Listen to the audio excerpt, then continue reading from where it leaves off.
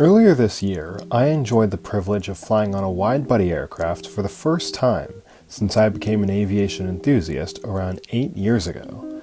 I flew from Phoenix, Arizona to Atlanta, Georgia, and flew back to Phoenix via 2 non-stop flights, both of which were on the Delta Airlines Boeing 767-400ER. It was an unforgettable experience that I will cherish forever, as a wide-body aircraft offers a whole new experience compared to a narrow-body aircraft.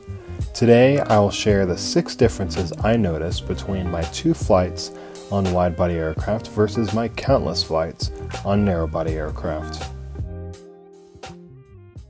What's up guys, it's Christian here and welcome back to the Adventures of an Av Geek, where today I am here to explain the 6 differences I noticed between my 2 flights on wide-body aircraft versus my countless flights on narrow-body aircraft. But first, let's establish what is the difference between a wide-body aircraft and a narrow-body aircraft. Now there's a chance, if you're watching this video, that maybe you've heard of the terms narrow-body aircraft and wide-body aircraft, but you don't know exactly what they mean. So let me help you with that. So a narrow-body aircraft is an aircraft that has only one aisle. This is your Boeing 737 family aircraft, your Airbus A320 family aircraft, the Boeing 757, and others similar to those aircraft in the fact that they only have one aisle.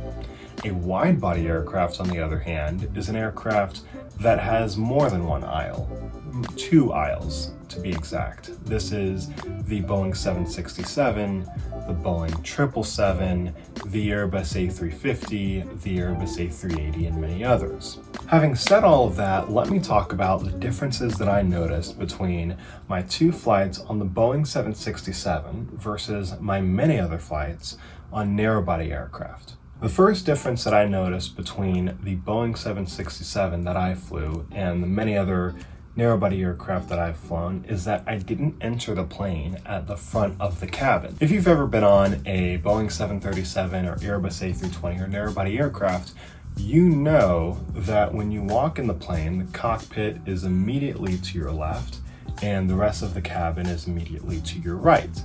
But when I walked on the Boeing 767, I noticed that immediately to my left was the first class cabin. And then immediately to my right was business, Delta Comfort. Maybe business and Delta Comfort are the same thing, I don't know. But the rest of the cabin was on the right. The second difference that I noticed was that it took much longer to board and deplane than I'm used to. So the Boeing 737 and Airbus A320 family aircraft, the most commonly flown narrow-body aircraft in the world, have around 150 to 180 seats on that plane. Now there are aircraft like the Airbus A321 and Boeing 757 that have up to 200 seats or even more than 200 seats, but usually 150 to 180 is where how many seats you'll find on a typical wide-body aircraft that you fly. Now the Boeing 767-400ER that I flew had 246 seats, so it took much longer to board and deplane than I'm used to. Thank goodness for in-flight entertainment, otherwise I would have been bored waiting on everybody to get on that plane. The third difference that I noticed between wide-body aircraft and narrow-body aircraft is that wide-body aircraft have more comfortable seats than narrow-body aircraft. And this was told to me by the gentleman who sat next to me on the flight from Phoenix to Atlanta, was that because wide-body aircraft are larger, airlines have the room and capacity to be able to put in wider seats, put in more legroom, put in more recline than they would have on a narrow-body aircraft. And I felt exactly that. I felt, for some reason, that my seat was wider than I'm used to. I felt that it had more recline than I'm used to, and then it had a tad bit more legroom than I'm used to.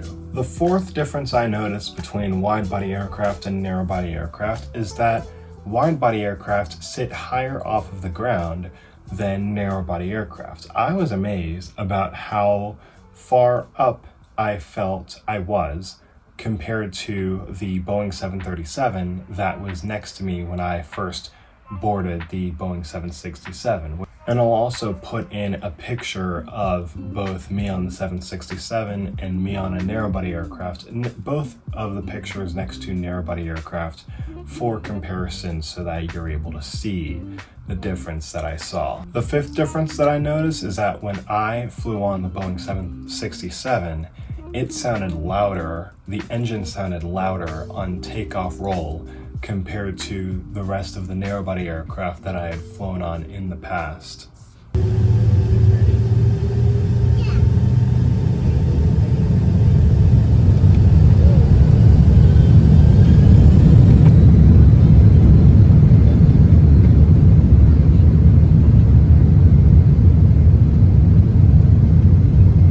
And finally, the sixth difference that I noticed between my flights on the Boeing 767 versus the many flights that I've flown on narrowbody aircraft is that this plane, the Boeing 767, took much longer to get off the ground on takeoff roll compared to the narrowbody aircraft that I've flown on in the past.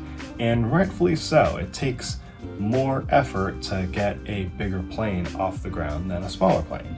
And this also reminds me of how whenever I'm plane spotting, it feels like this optical illusion that planes like the Boeing 777, the Boeing 767, the Airbus A330, these wide-body aircraft, look, when they're flying through the air, they look like they're moving slower compared to the Boeing 737 and Airbus A320 aircraft that you usually see.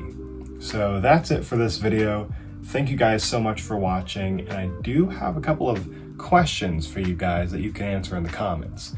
For those of you who have flown on a wide-body aircraft before, which aircraft did you fly on? Do you prefer wide-body aircraft or narrow-body aircraft, and why?